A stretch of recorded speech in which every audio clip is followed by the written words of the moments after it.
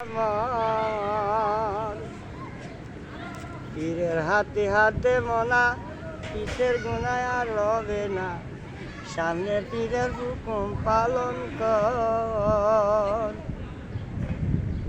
তুই সামনে পীরের হুকুম পালন কর, নবীর হাদিস পর, গুনাহগাতা মাফ করাইয়া মর।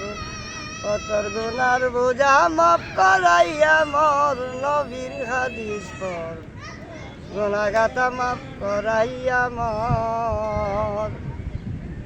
তুই ভবের পরে থাকতে তাজা, মাফ করাইয়া গুরের বোঝা, কবর থেকে উঠাইবে হাসর। তুই কামেল পীরের হইলে বয়া,